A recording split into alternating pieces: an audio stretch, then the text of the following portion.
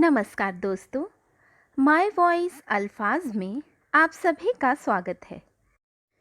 मालती जोशी जी द्वारा लिखे उपन्यासों की श्रृंखला में आइए आज सुनते हैं उपन्यास निष्कासन का तीसरा भाग।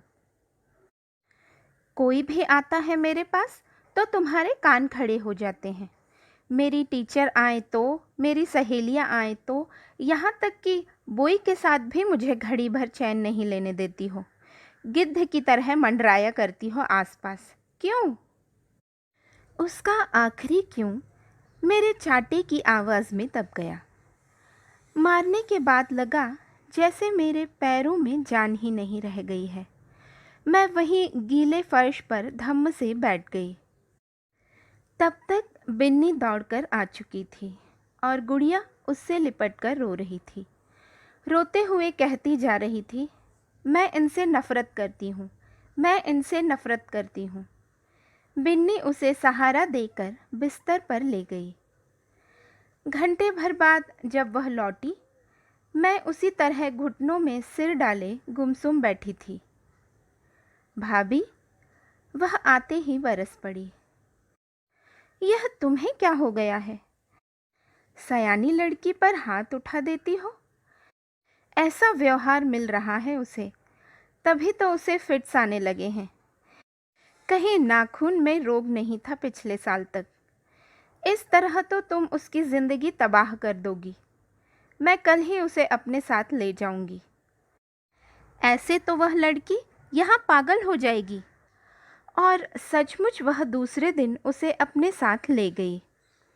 सारा प्रोग्राम तय हो गया, जैसे बिन्नी ही उसकी माँ हो। मुझसे पूछने की भी ज़रूरत नहीं समझी गई।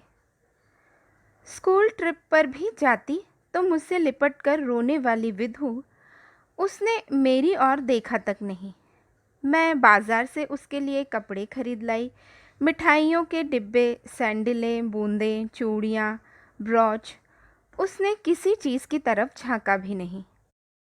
मैं स्टेशन भी गई, आंखों में टीस उठने तक जाती हुई ट्रेन को देखती रही। पर किसी खिड़की से कोई रुमाल, कोई हाथ मेरे लिए नहीं हिला, कोई आंख मेरे लिए गीली नहीं हुई। 8-10 दिन बाद बिन्नी का क्षमा याचना वाला पत्र आया था। लिखा था, विधु के लिए वातावरण का बदलाव बहुत ज़रूरी था। तुम ऐसे तो उसे भेजती नहीं, इसलिए नाटक करना पड़ा।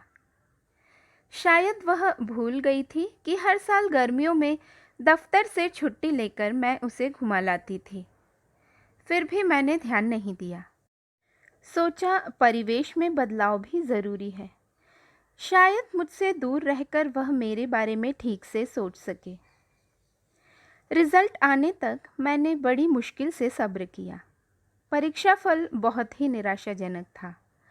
मुश्किल से हायर सेकंड क्लास बन रहा था। आखिरी पेपर उसने लगभग कोरा ही दे दिया था। उसकी प्रिंसिपल बहुत दुखी हुई थी। हम दोनों ने एक दूसरे को सांत्वना दी।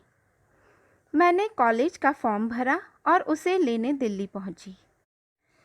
मुझे लगा था वह मुझे देखते ही लिपट जाएगी, पर देखा उसकी आंखों का वह हिंसक भाव ज़रा भी सौम्य नहीं हो पाया है। बिन्नी की सास, जेठानी, पति सभी उसके नम्र और मधुर स्वभाव की प्रशंसा किए जा रहे थे। सुनकर मन गर्व से फूल भी रहा था। लग रहा था काश इसका 1% ही मेरे हिस्से में आता। मौका देख रही थी कि उससे चलने के लिए बात करूं, कि उसने खुद ही मुझे छत पर आ घेरा। क्यों आई हो यहाँ? उसने उसी स्वर में पूछा जो उसने सिर्फ मेरे लिए सुरक्षित कर रखा था। घर नहीं चलना है गुड़िया? मैंने जबरदस्ती स्वर में मिठास घोलते हुए कहा। मैंने तुम्हारा फॉर्म भर दिया है। जीडीसी में जाओगी ना? तुम्हारी सभी सहेलियां वहीं जा रही हैं, लता, मीरा, अनुभा, आयशा, सब। मेरी कोई सहेली नहीं है, मेरा कोई घर नहीं है। मुझे उस जेल में वापस नहीं जाना, बस। और वह किसी शेरनी की तरह गर्वोन्नत चाल से वहाँ से चली गई। घोर असमंजस में पड़ी मैं देर तक छत पर टहलती रही। रात के खाने पर कुंवर जी ने ही मेरी समस्या का समाधान किया। बोले, भाभी, आपको जानकर खुशी होगी कि गुड़िया को इंद्रप्रस्थ में दाखिला मिल गया है। मेरी एक दूर की रिश्ते की भाभी वहाँ है, उन्हीं की कृपा से यह काम हुआ है। अब एमए तक आपको चिंता नहीं करनी होगी। मेरे कहने सुनने की गुंजाइश वहाँ थी ही नहीं। फिर भी उनका हंसता हुआ चेहरा देखकर मन में संदेह का ज्वार उठा। बिन्नी को एक तरफ ले जाकर कहा, कहाँ का झमेला मोल ले रही है। जानती है, सयानी लड़की आग की तरह होती है, इसे संभालना बड़ी जिम्मेदारी का काम है। तभी तो तुमसे बिना पूछे यहाँ दाखिला करा लिया। तुम तो दिन भर रहती हो दफ्तर में, अकेली लड़की घर में रहेगी तो डर ही रहता है। यहाँ तो मैं हूँ, अम्मा हैं, भाभी जी हैं। इस दलील का मेरे पास कोई जवाब नहीं था। जैसे गई थी वैसे ही लौट आई मैं। जाते समय मन में उत्साह था, लौटते हुए निराशा। उस निराशा भरी मानसिक अवस्था में घर और भी सूना लग उठा। शाम को डॉक्टर साहब के चीकू ने पूछा, दीदी नहीं आई आंटी? जवाब देते देते मैं एकदम रो पड़ी। उस रात डॉक्टर दंपत्ति देर तक बैठे मुझे समझाते रहे। अगले 3-4 दिनों तक भी चाय नाश्ता वहीं से आता रहा। आखिरकार मुझे ही शर्म आने लगी। सारी उदासी एक और फेंक कर मैं नए सिरे से अपनी दिनचर्या में जुट गई। पिछले 2-3 महीने में स्वप्नावस्था ही में जी रही थी। सोते बैठते मेरा मन गुड़िया में ही लगा रहता था। अब मन उतना बिखरा बिखरा नहीं रहा। एक बार मनुष्य निश्चय कर ले तो सब कुछ सहज हो जाता है। मैंने सारा संचित दुलार चीकू पर उड़ेलना प्रारंभ किया। बड़ा प्यारा बच्चा था। गैलरी में खड़े होकर मेरे दफ्तर से लौटने की राह देखा करता। उसके लिए आते हुए रोज़ मैं फल, बिस्किट, खिलौने, टॉफ़ी कुछ न कुछ लेकर ही आती। उसके माँ बाप बहुत नाराज़ होते, पर मुझसे खाली हाथ घर आया नहीं जाता। दिवाली की छुट्टियों में विधु की प्रतीक्षा थी, पर 1 महीना पहले ही बिन्नी ने लिखा कि उसके कॉलेज की ट्रिप गोवा जा रही है।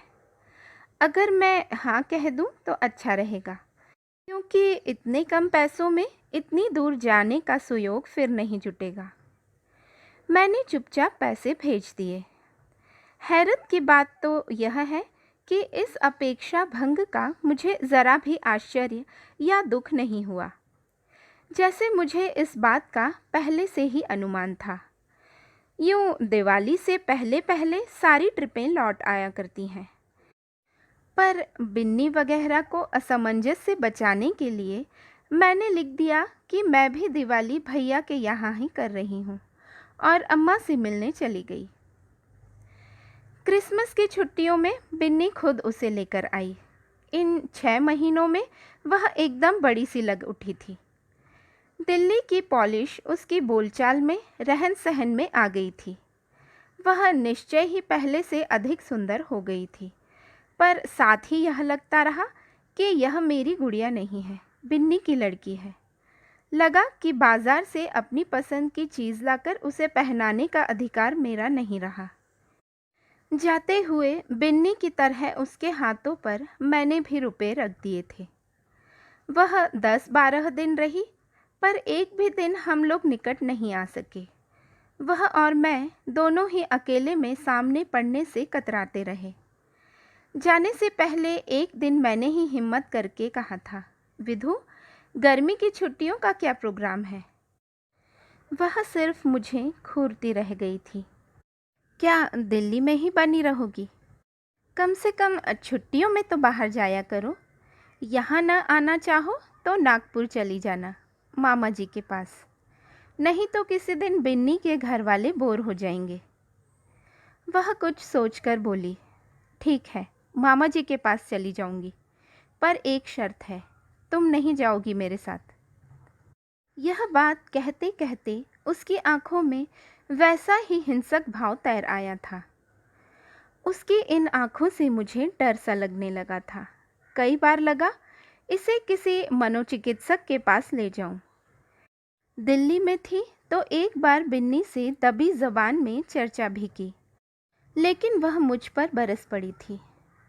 भाभी, उसे कुछ नहीं हुआ है, वह सिर्फ तुमसे नाराज़ है, इसका कारण जो भी रहा है, पर वह एकदम नॉर्मल लड़की है। ऐसी वैसी जगह उसे दिखाती फिरी तो कल को जरूर पागल हो जाएगी। किसी को भनक भी पड़ गई तो कल को शादी होनी मुश्किल हो जाएगी। शायद बिन्नी ठीक ही कहती थी। इन दिनों मुझे छोड़कर शायद सभी ठीक थे, लेकिन मेरी हर बात काटी जाती थी। विधु का हित अहित जैसे मुझसे ज़्यादा ये लोग समझते थे। मुझसे तो खैर वह नाराज़ थी ही, पर छुट्टियों में न वह अपनी सहेलियों से मिली, न स्कूल में मिलने गई, न पड़ोसियों के निमंत्रण स्वीकार किए। उसकी प्रिंसिपल को तो खैर मैंने समझा दिया कि रिज़ल्ट ख़राब होने की वजह से वह आपके सामने नहीं आ रही, पर और लोगों की राय को मैं नहीं बदल सकी कि दिल्ली जाकर विधु घमंडी हो गई है। उन लोगों के जाने के बाद की बात है। रविवार की सुबह मैं डॉक्टर साहब के यहाँ बैठी हुई थी। यूँ तो मेरा अधिकतर समय वहीं बीतता था, पर उस रोज़ डोसा इडली का प्रोग्राम था। मैं विशेष रूप से निमंत्रित थी। बातों के दौरान डॉक्टर साहब बोले, इस बार विधु कब आई कब चली गई पता ही नहीं चला, नहीं तो इन दोनों घरों में उसकी वजह से काफ़ी रौनक हुआ करती थी। मैं तो खुद हैरान हूँ, पता नहीं एकदम कैसी हो गई है। कहाँ तो सहेलियों के बिना एक पल चैन नहीं आता था उसे, और अब इतने दिनों बाद आई थी, ना तो किसी के घर गई ना घर आई, और लड़कियों से ढंग से बात भी नहीं की। चिट्ठी विट्ठी लिखना तो दूर ही रहा, बस दिन भर बुई और उसके बच्चे, यही उसकी दुनिया हो गई है। मैंने कहा, लगता है फर्स्ट क्लास खोने की बात को उसने ज़रूरत से ज़्यादा महत्व दे दिया है। लेकिन डॉक्टर साहब, यह कोई इतनी बड़ी बात तो नहीं। भाभी, आप नहीं समझेंगी, यह किशोर मनोविज्ञान बड़ा अजीब होता है। कौन सी बात उनके लिए बड़ी हो जाएगी कहा नहीं जा सकता। उसके लिए तो अपना रिजल्ट हमेशा से महत्वपूर्ण रहा है। शर्म तो उसे अपने आप पर आ रही है, लेकिन अपने को बचाने के लिए सारा गुस्सा दूसरों पर निकाल रही है। एकाएक ठोकर लग जाने पर हम लोग सामने वाले पर भड़क उठते हैं ना, वैसे ही। डॉक्टर साहब की बात मन को भीतर तक छू गई। मेरा व्यथित मन उनकी सांत्वना के लिए तड़प उठा। भर्राए कंठ से मैंने कहा, वह थोड़ी सी नॉर्मल हो सकती तो मैं उसे समझाना चाहती थी कि यह ऐसी बड़ी बात नहीं है। वह व्यर्थ ही अपना जी जला रही है, पर क्या करूं? वह तो मुझ में भी विश्वास खो चुकी है। मुझसे ज़्यादा उसे इन दिनों बिन्नी पर विश्वास है। यह भावुकता का एक दौर है, आप उस पर बहुत ज़्यादा ध्यान न दें। सबसे ज़्यादा तो वह आपसे जुड़ी हुई है, इसलिए आपके सामने सबसे ज़्यादा अपराधी महसूस करती है। यह उदासीनता तो अपनी शर्म को छिपाने का एक बहाना भर है। कितना ठीक निदान किया था उन्होंने। कारण चाहे उन्हें अज्ञात रहा हो, पर मर्ज उन्होंने ठीक पकड़ लिया था। भाभी, मैंने कहा ना, इस बात पर आपको ज़्यादा नहीं सोचना है। मेरी विचार तंद्रा को तोड़ते हुए उन्होंने कहा। फिर पत्नी से बोले, आभा, यह तुम्हारा कर्तव्य है, इन्हें अकेला बिल्कुल मत छोड़ा करो। दिन भर पता नहीं क्या क्या सोचती रहती हैं। मैंने अनजाने ही मिसेज मित्रा की ओर देखा। वे चुपचाप सर्व करती रहीं। हमेशा की तरह पति की बातों का समर्थन उन्होंने नहीं किया। उनकी परिचित मुस्कुराहट भी चेहरे पर नहीं आई। उनके व्यवहार में एक अव्यक्त ठंडापन था, जिसे केवल नारी ही समझ सकती है। मुझे लगा कि यह परिवर्तन अचानक नहीं हुआ है, पिछले कुछ दिनों से धीरे धीरे होता आ रहा है। चीकू भी अब ज़्यादा देर तक मेरे पास बैठ नहीं पाता। कभी दूध पीने के बहाने, कभी नहाने या पढ़ने के बहाने मम्मी उसे बुला ले जाती। डॉक्टर साहब के व्यवहार में ज़रूर कोई फ़र्क नहीं आया। अक्सर निमंत्रण की पहल वे ही करते और शायद यही अनर्थ की जड़ थी। शर्म से भर उठी मैं। मेरे छोटे भाई की उम्र के रहे होंगे बेचारे। पर अकेली औरत तो असुरक्षित होती है। उसके संबंध में इतनी ऊंच नीच कौन देखता है। घर लौटने का यह एकमात्र आकर्षण समाप्त होने पर मैंने दफ्तर में अपने को काम से लाद लिया। आंखें दुख आती, उंगलियों के पोर पोर दर्द कर उठते, पर मैं मशीन पर बैठी रहती। इसका एक लाभ यह भी होता कि रात बिस्तर से पीठ लगते ही नींद आ जाती। एक दिन साहब ने पूछ ही लिया, क्या बात है मिसेस नरेंद्र, आजकल आपको घर भागने की जल्दी नहीं रहती? जी, बेबी इन दिनों दिल्ली में है, वहीं पढ़ रही है। घर पर अकेले बैठना होता है तो यहाँ बैठ लेती हूँ। मैंने नम्रता से कहा। दिल्ली पढ़ रही है? बहुत अच्छा, बहुत बढ़िया शहर है। देखना, कुछ दिनों बाद यहाँ आना भी पसंद नहीं करेगी। मैं भी दिल्ली यूनिवर्सिटी का छात्र रहा हूँ। 10 साल आपके इस घटिया शहर में रहने के बाद भी वहाँ की खुशनुमा यादें धुंधली नहीं हुई हैं। बड़ी छोटी सी बातचीत थी, पर उस अनौपचारिक बातचीत ने हम लोगों के बीच का अंतर कुछ तो घटा ही दिया था। उस दिन उन्होंने मेरे लिए कॉफ़ी मंगवाई। इसके बाद किसी दिन गाड़ी में लिफ्ट भी दी। किसी दिन बाज़ार में सामना हो जाने पर कॉफ़ी हाउस में आमंत्रित भी किया। शायद वे ईमानदारी से मेरा अकेलापन बांटना चाहते थे। शायद उनकी नीयत उतनी साफ भी ना हो, पर मुझे शिकायत का कभी मौका नहीं मिला। पर दफ्तर में सबकी दृष्टि में एक मौन उपालंभ उतर आया। जो आंखें पहले आदर से झुक जाती थीं, अब बेबाकी से मेरा पीछा करती। जब जब कैबिन से बुलावा आता, लगता जैसे मैं घूरती हुई आँखों का गार्ड ऑफ ऑनर लेती जा रही हूँ। तब समय काटने के लिए मैं लाइब्रेरी जाने लगी। सब और से कटकर यूं किताबों की दुनिया में खो जाना बड़ा प्यारा लगा। बड़ी कोफ्त हुई कि यह बात पहले क्यों न सूझी। वहीं लाइब्रेरी में कोई दुर्लभ पुस्तक खोजते हुए एक दिन प्रोफेसर गुप्ता मिल गए। नरेंद्र के सहपाठी रह चुके थे। घर पर भी कभी आते रहे थे। वे मनुहार करके घर ले गए। मिसेस गुप्ता और बच्चे बड़े प्रेम से मिले। मुझे ज़बरदस्ती खाने के लिए रोक लिया गया। लौटी तो नए पुराने लेखकों की 10-12 पुस्तकें मेरे हाथ में थीं। प्रोफेसर साहब खुद घर तक छोड़ गए थे, लेकिन यह स्नेह और आदर हर बार नहीं मिला। चौथी बार जब मैं पुस्तकें लौटाने गई तो गृहस्वामिनी बाहर भी नहीं आई। वहीं रसोई में बैठी बच्चों पर चीखती रही।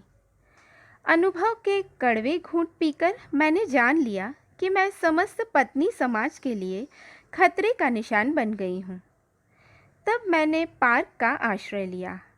एमए समाजशास्त्र का फॉर्म भर इतने दिनों की छूटी पढ़ाई फिर प्रारंभ कर दी। पार्क के एकांत कोने में बैठ देर तक पढ़ती रहती। विधु को दिल्ली गए 2 साल हो गए थे। इस बीच जब भी आई, अपनी बुई के साथ ही आई। इसलिए उस दिन घर लौटने पर सामने एकदम बिन्नी को अकेले ही देखा तो मैं चकित रह गई। अभी आप मालती जोशी जी द्वारा लिखे उपन्यास निष्कासन का तीसरा भाग सुन रहे थे। यह भाग आपको कैसा लगा, कमेंट करके बताइएगा। उपन्यास निष्कासन के चौथे व अंतिम भाग के साथ जल्द ही मिलते हैं। तब तक स्वस्थ रहिए, खुश रहिए और अच्छी अच्छी कहानियाँ सुनते रहिए। और हाँ, माय वॉइस अल्फाज में यूं ही अपना साथ बनाए रखिए। धन्यवाद।